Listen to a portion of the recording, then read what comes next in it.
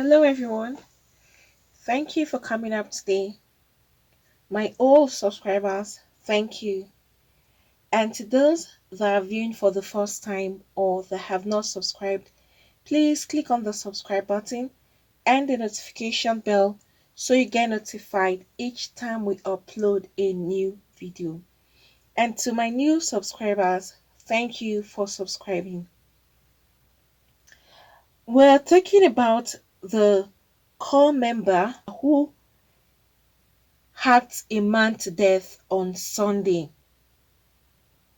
She killed this man on Sunday, but as of Sunday, there were no full detailed information regarding her reason for hacking this man to death. She goes by the name Princess, the core member who was apprehended after killing a man in Akwa Ibom State on Sunday 10th. She is now coming out to explain the reason why she carried out such acts. And upon the interrogation by the police, after she was arrested, the core member who was nabbed while trying to jump over the fence after killing the young man who was identified as Japhet, reportedly said she did that act in self-defense because as she was caught running away, they now got her arrested by the police. And right now they're interrogating her. She's trying to explain her own side of the story, saying that it was out of self-defense that she killed this particular man. And she is saying that upon refusal of his obligation or what he obliged her to do, what he requested that she should do for him, which she was unable to respond to what he wanted, then in the course of that, it resulted to her killing the man. But these were her exact words. She said that she actually killed the young man who was identified as Japhet. She said she went to buy bean cake and saw a man that beckoned to her to come over to him, and she went to meet the man.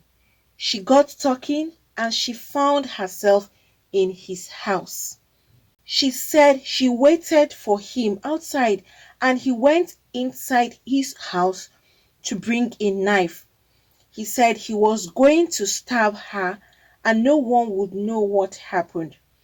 She also said that Japhet asked her to remove her clothes and she refused. Then eventually she overpowered him and hacked him to death. So this was her own story that she actually explained to the cops. She didn't know how she got to the man's house first to begin with. She saw a man who called on her and she followed. He went to meet the man. On meeting the man, whatever transpired, she found herself in the man's house. But on getting to the man's house, she did not go inside. This is her own story. She waited outside for the man to come out. But on coming out, he came out with a knife, threatening her that if she doesn't oblige to what his requests are, that he was going to kill her and nobody would find out what happened to her. And she said the man requested for her to take off her clothes, which she refused. And upon the refusal, she didn't mention what actually transpired, but she said eventually she had to kill the man. She hacked the man to death. So right now, they're still carrying out an investigation because she has been arrested and she's currently in jail for killing that man, which means she's now in jail for murder. But guys, what do we think about this whole story? Because when you are not in the scene of an event, you can't even draw conclusions because you are not an eyewitness. But from her story, what do we think we can actually get from here, or what do you think might have transpired? Just having a little glimpse or understanding of where she is coming from, because she's saying now She went to get something, and on her way, she found someone who just called on her. She went and met the man who called her. I am just saying this for us to really analyze and see if there is something we can say probably had transpired or what resulted to this particular act. Could this story or her explanation be true? And is it possible that someone you don't know just call you and you go and meet the person? It's possible in some cases because sometimes some people are hypnotized to an extent, and someone will be communicating with you or telling you to do stuff, and you wouldn't know when you follow or go ahead and take up that thing that person is requesting for you to do or asking you to follow him or her, and you just see yourself somewhere else, but you didn't know how you got there. It happens. And then she is now saying when she got to his house, he now went in and brought out a knife while she was still standing outside his house, and he now threatened her with the knife. This was all happening outside from what she is actually explaining. And then from there, it resulted into her overpowering the man, and she hacked him to death. Guys, can we still see something out of this story? Well, like I said, I am not a witness there, so I can't conclude. But from her story, first, standing outside and he brought out a knife to threaten you, and secondly, you hacked him, you overpowered the man, and you hacked him to death. Well, it's not in all cases. In some cases, some women can overpower a man. Not in all cases, though. And then, if this happened outside, were there no witnesses, no neighbors, or was it in an enclosed compound where he lives alone? Well, these are the things that I'm trying to lay out there, because although the whole story wasn't broken down into bits and pieces, this was just the summary of what she had said to the police. Because if it was outside, there should be some kind of noise that someone will hear, either a neighbor or on the street or passerby. Or is it that the man is living in an isolated place? What must have happened? Well, we can never tell. It's only her who is alive to tell the story that will know, since there nobody came up as a witness to this particular incident. And again, after she had done that, okay, we'll say she was caught jumping the fence. So does it mean probably his house was in an enclosed place and he had his gate locked or something, and then she was jumping over the fence? That's when people now caught her. Why did these people just catch up with her? Did they know what happened inside? I'm only analyzing this like, from what had happened, was there nobody to hear any kind of voice or anything that would lead people into that compound or close to that house to know that something terrible is happening? Why was it until she was now jumping out of the fence before people now ran to catch up with her because she was running away from the fence?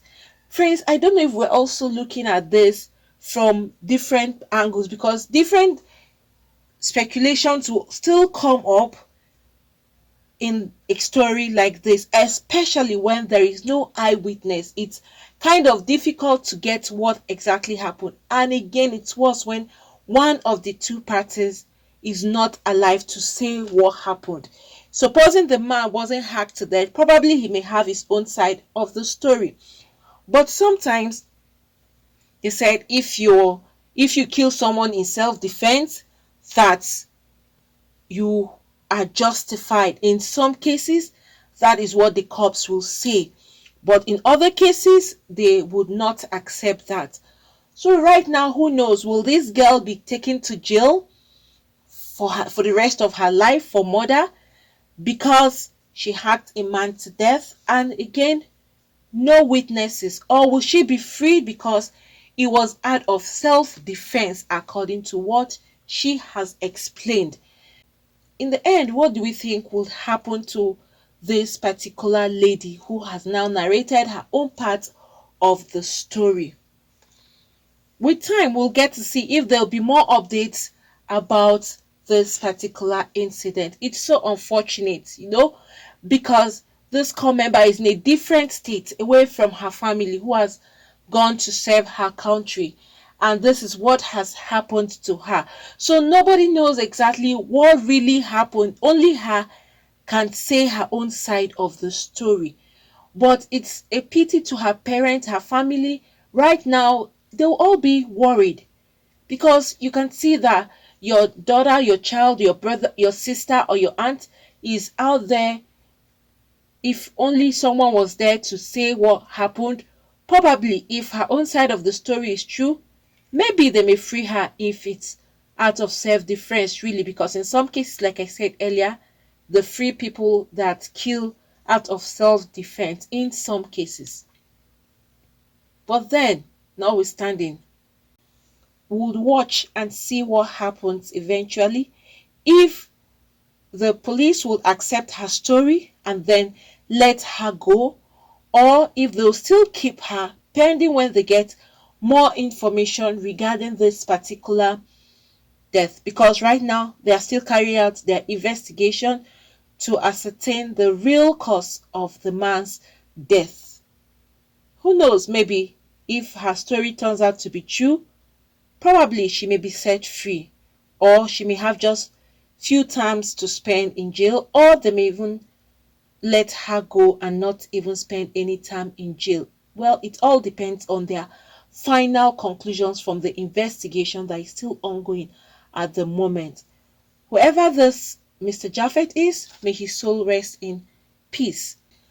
Friends, what do we all think about this? Please, if you have your comments, you could write down the comments at the comment section, which will be really appreciated. However, for those that are interested in starting a new YouTube video, there is a link down below in the box. You're going to see the link. While getting to this video here, you see the link. Click on the link and you'll get access to the teacher. He's a great teacher, a teacher who will give you all the step-by-step method on how to start your own YouTube channel. He goes by the name Matt Pa. Everything you need to know, it's right there. I posted a video yesterday regarding this particular teacher, Matt Pa. So you're going to see all his achievements that he has achieved being on YouTube. So guys, the link is down below. While you subscribe, please click on that link so as to get access to Matt Pa himself. And he's always there to listen and to ensure that you get the right steps or the right information you need to have. And the whole classes, you would have that to your access so as to start a step-by-step method on how to start up a new YouTube video and how to also be successful on YouTube. Please, friends, do not forget to click the button. Once again, thank you for coming up, everybody, and do not forget to subscribe. God bless you all.